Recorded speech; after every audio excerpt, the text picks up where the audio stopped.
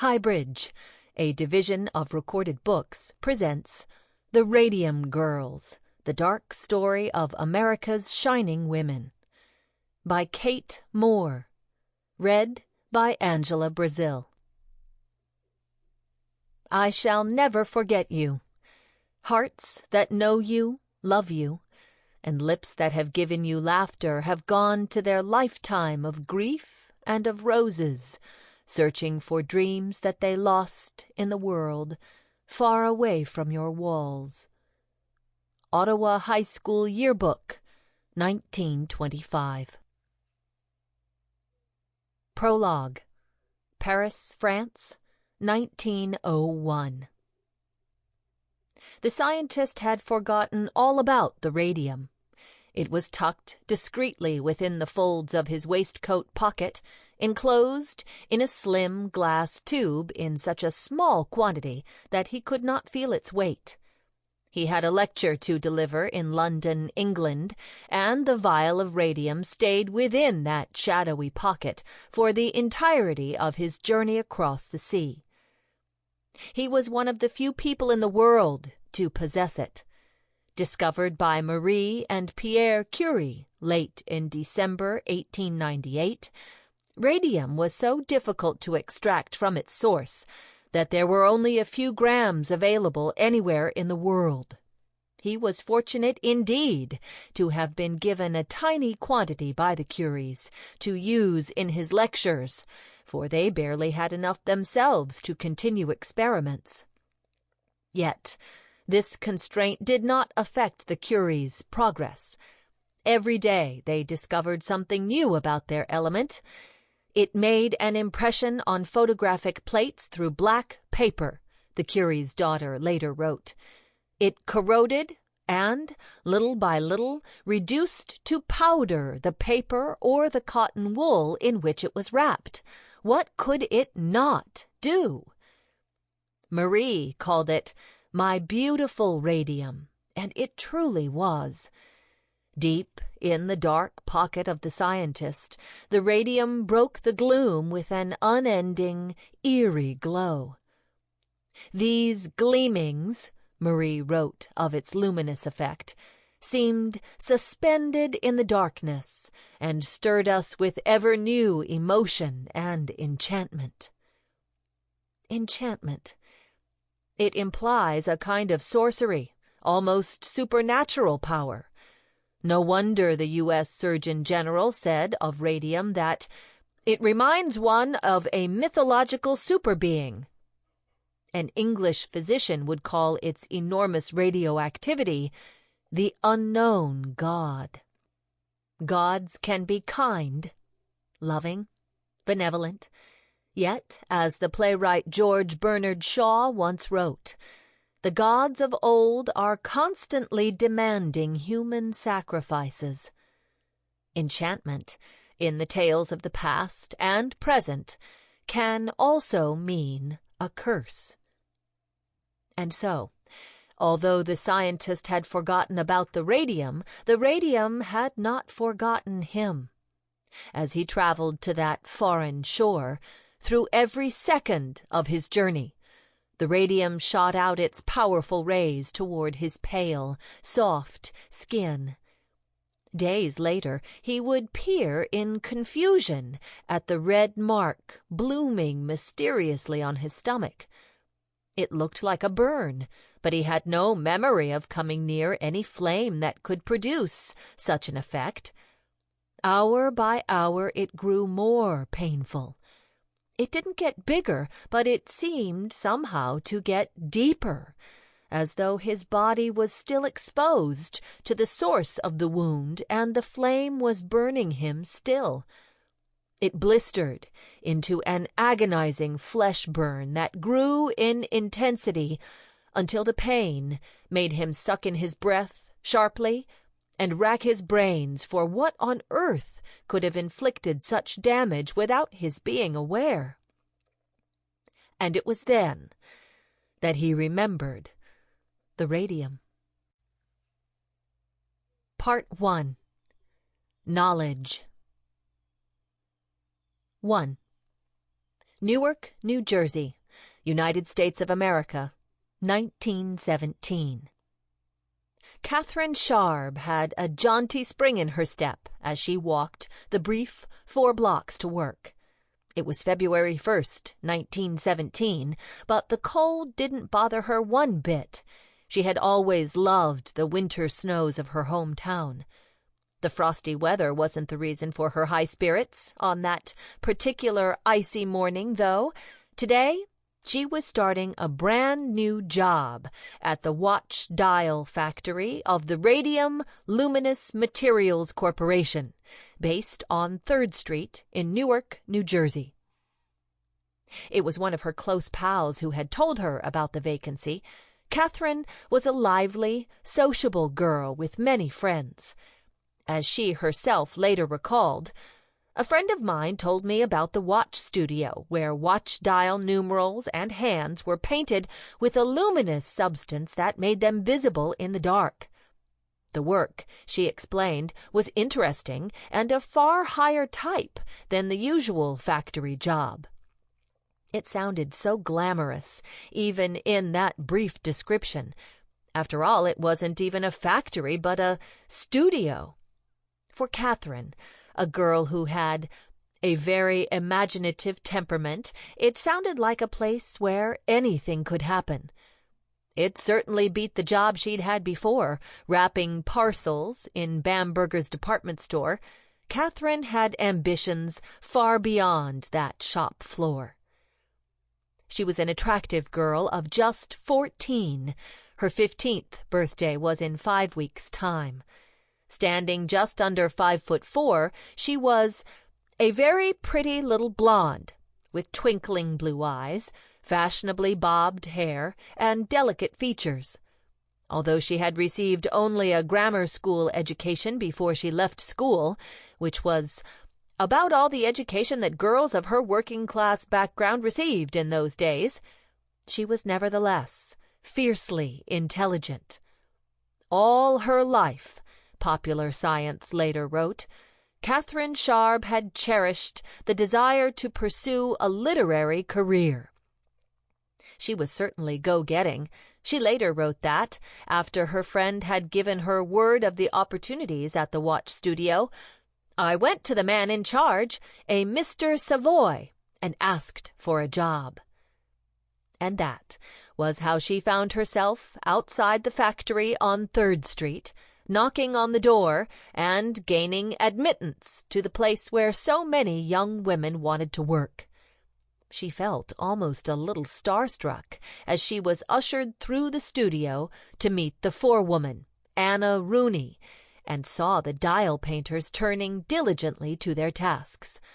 The girls sat in rows, dressed in their ordinary clothes and painting dials at top speed, their hands almost a blur to Catherine's uninitiated eyes.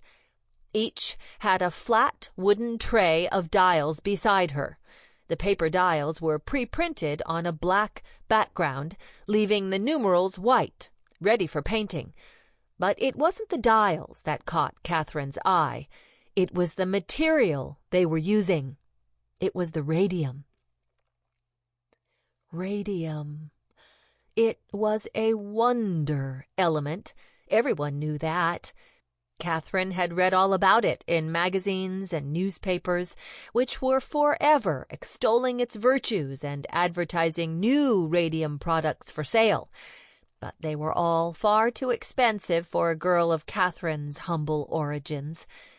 She had never seen it up close before. It was the most valuable substance on Earth, selling for $120,000 for a single gram, $2.2 million in today's values. To her delight, it was even more beautiful than she had imagined. Each dial painter had her own supply. She mixed her own paint, dabbing a little radium powder into a small white crucible and adding a dash of water and a gum Arabic adhesive, a combination that created a greenish-white luminous paint, which went under the name Undark. The fine yellow powder contained only a minuscule amount of radium. It was mixed with zinc sulfide, with which the radium reacted to give a brilliant glow. The effect was breathtaking. Catherine could see that the powder got everywhere. There was dust all over the studio. Even as she watched, little puffs of it seemed to hover in the air before settling on the shoulders or hair of a dial painter at work. To her astonishment, it made the girls themselves gleam. Catherine, like many before her, was entranced by it. It wasn't just the glow, it was radium's all-powerful reputation. Almost from the start, the new element had been championed as the greatest find of history. When scientists had discovered, at the turn of the century, that radium could destroy human tissue, it was quickly put to use to battle cancerous tumors with remarkable results. Consequently, as a life-saving and thus, it was assumed, health-giving element, other uses had sprung up around it. All of Catherine's life, radium had been a magnificent cure-all, treating not just cancer, but hay fever, gout, constipation, anything you could think of. Pharmacists sold radioactive dressings and pills. There were also radium clinics and spas for those who could afford them. People hailed its coming as predicted in the Bible.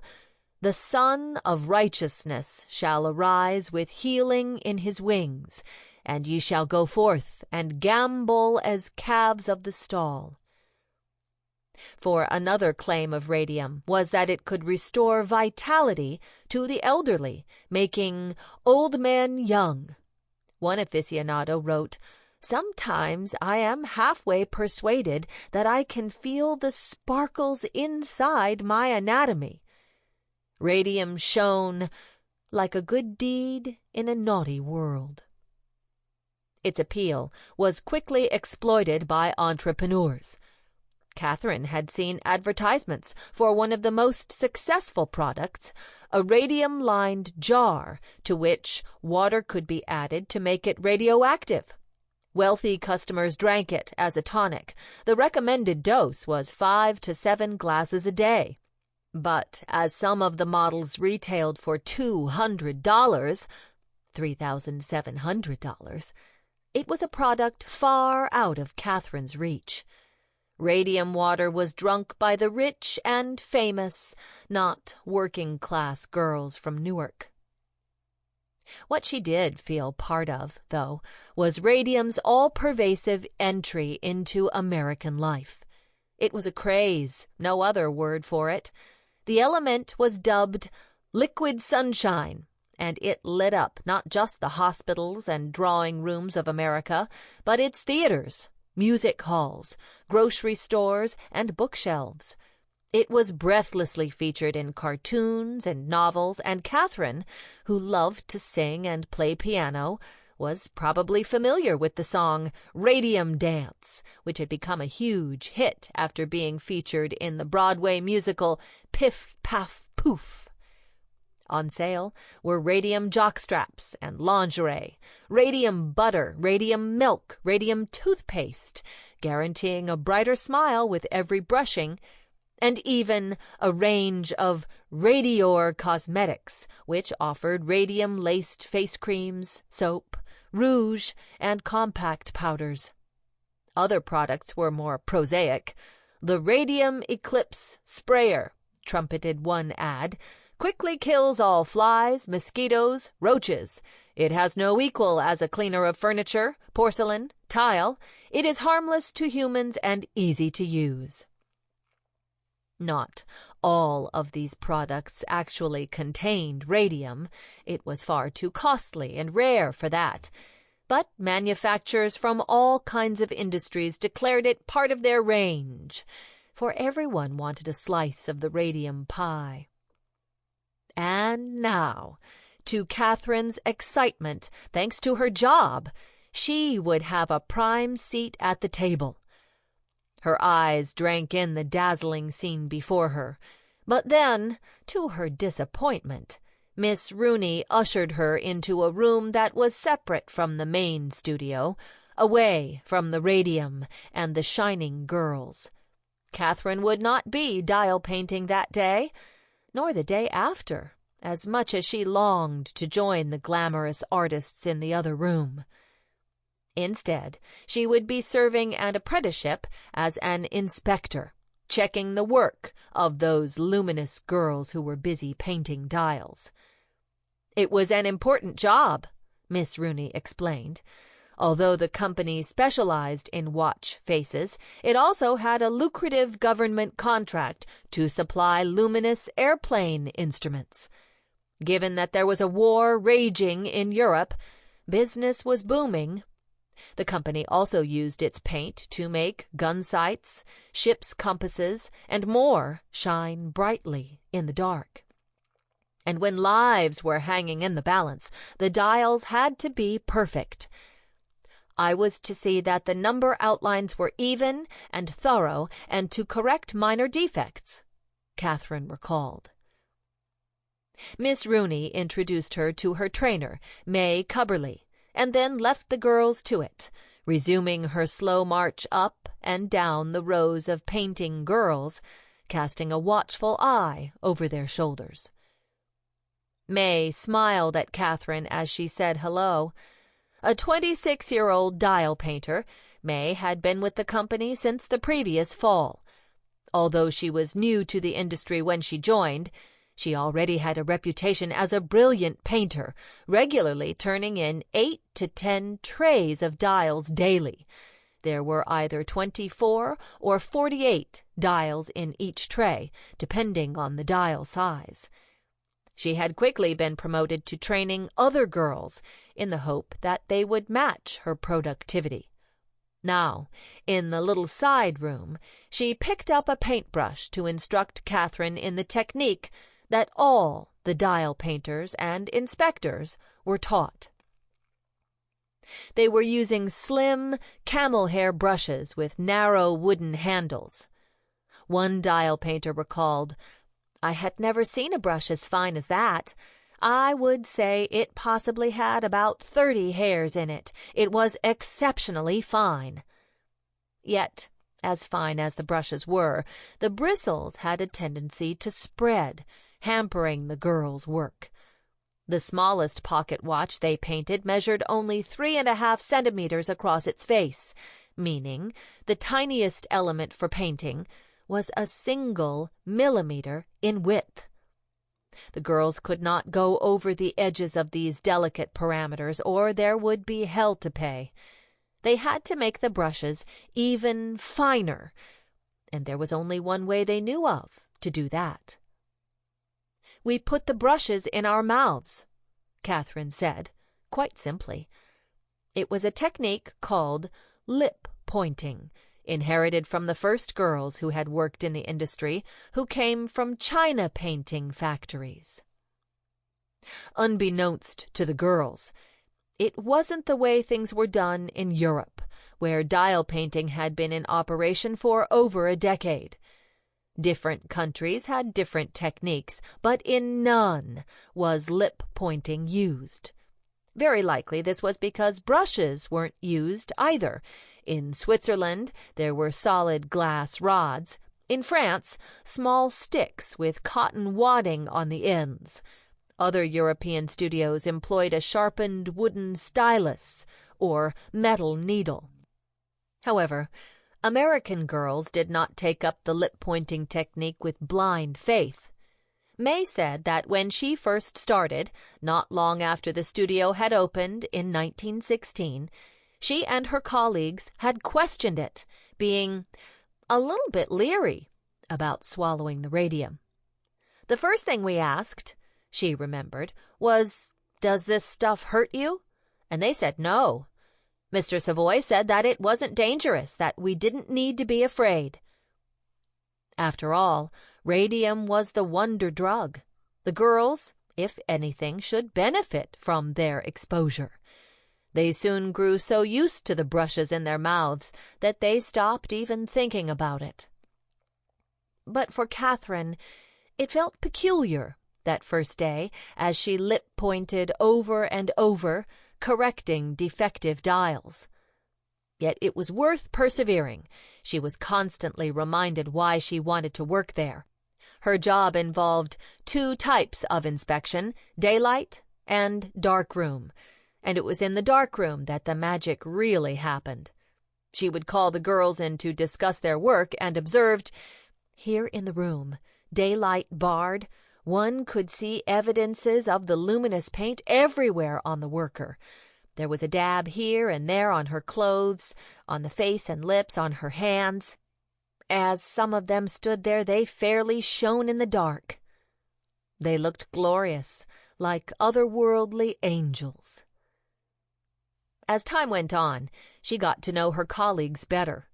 One was Josephine Smith, a 16-year-old girl with a round face, brown bobbed hair, and a snub nose.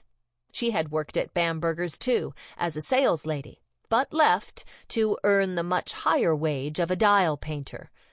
Although the girls weren't salaried, they were paid piecework for the number of dials they painted, at an average rate of 1.5 cents a watch. The most talented workers could walk away with an astonishing pay package. Some earned more than 3 times the average factory floor worker. Some even earned more than their fathers.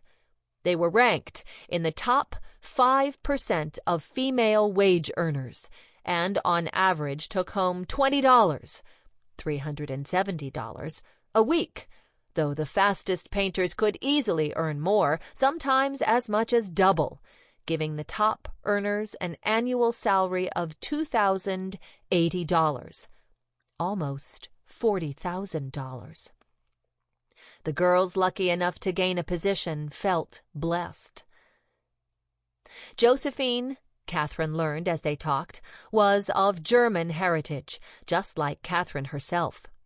In fact, most dial painters were the daughters or granddaughters of immigrants. Newark was full of migrants, hailing from Germany, Italy, Ireland, and elsewhere. It was one of the reasons the company had opened the studio in the city in the first place, for the large immigrant communities provided a workforce for all sorts of factories. New Jersey was nicknamed the Garden State for its high agricultural production, but in truth it was just as productive industrially. At the turn of the century, the business leadership of Newark had labeled it the City of Opportunity, and, as the girls themselves were finding out, it lived up to its name. It all made for a thriving metropolis. The nightlife after the factories closed was vibrant. Newark was a beer town with more saloons per capita than any other American city, and the workers made their downtime count. The dial painters embraced the social bonhomie. They sat together to eat lunch in the workroom at the Newark plant, sharing sandwiches and gossip over the dusty tables. As the weeks passed, Catherine observed the challenges as well as the attractions of dial painting. Miss Rooney's constant observation as she walked up and down the studio, and the ever-present dread of being called into the darkroom to be reprimanded for poor work. Above all else, the girls feared being accused of wasting the expensive paint, which could ultimately be a dismissible offense. But although Catherine could see that there were downsides, she still longed to join the women in the main room. She wanted to be one of the shining girls. A quick learner, Catherine soon excelled at her inspecting, not only perfecting the art of correcting defective dials with her lip-pointed brush, but also becoming adept at brushing off the dust with her bare hand, or removing excess paint with her fingernail. The technique taught her. She worked as hard as she could, longing for promotion. Finally, Toward the end of March, her perseverance paid off. "I was asked to paint dials," she wrote excitedly. "I said I would like to try it." Catherine had achieved her ambition through merit. But there were also wider forces at work in that spring of 1917. Dial painters were about to be in demand as never before. The company now needed all the women it could get. 2. For the past 2.5 years, the war in Europe had left America mostly untouched, except for the economic boom it brought. The majority of Americans were happy to stay out of the horrific trench warfare happening across the Atlantic, stories of which had reached them undiluted by distance. But in 1917, the neutral position became untenable. On April 6th, just a week or so after Catherine's promotion, Congress voted America into the conflict. It would be known as the War to End All Wars. In the dial painting studio on 3rd Street, the impact of the decision was immediate. Demand rocketed. The studio in Newark was far too small to produce the numbers required, so Catherine's bosses opened a purpose-built plant just down the road from Newark in Orange, New Jersey, closing the 3rd Street factory. This time, there wouldn't only be dial painters on site. The company had grown so much it was to do its own radium extraction, requiring labs and processing plants. The Radium Luminous Materials Corporation was expanding massively, and the new site comprised several buildings, all located in the middle of a residential neighborhood. Catherine was among the first workers through the door of the 2-story brick building that would house the application department. She and the other dial painters were delighted by what they found. Not only was Orange an attractive, prosperous town, but the second-floor studio was charming, with huge windows on all sides and skylights in the roof. The spring sunshine streamed in, giving excellent light for dial painting. An appeal for new workers to help the war effort was made, and just 4 days after war had been declared, Grace Fryer answered the call. She had more reason than most to want to help. 2 of her brothers would be joining the several million American soldiers heading to France to fight. Lots of dial painters were motivated by the idea of helping the troops. The girls, wrote Catherine, were but a few of the many who through their jobs were doing their bit. Grace was a particularly civic-minded young woman. When Grace was just a schoolgirl, a childhood friend of hers wrote, she planned to be a real citizen when she grew up. Her family was of a political bent. Her father, Daniel, was a delegate to the Carpenters' Union, and you couldn't grow up in his house without picking up his principles. He was out of work rather a lot, as unionism was not popular at that time. But while the family may not have had much money, they did have a lot of love. Grace was one of 10 children. She was number 4. And she was especially close to her mother, also called Grace, perhaps because she was the eldest girl. There were 6 boys and 4 girls in total, and Grace was close to her siblings, especially her sister Adelaide, who was nearest to her in age, and her little brother Art. Grace was already working when the call-up came, in a position that earned about the same as dial painting, but she left to join the Radium Company in Orange, where she lived. She was an exceptionally bright and exceptionally pretty girl, with curly chestnut hair, hazel eyes, and clear-cut features. Many called her striking, but her looks weren't of much interest to Grace. Instead, she was career-minded, someone who, at the age of 18, was already fashioning a prosperous life for herself. She was, in short, a girl enthused with living. She soon excelled at dial painting, becoming one of the company's fastest workers. Sample complete. Ready to continue?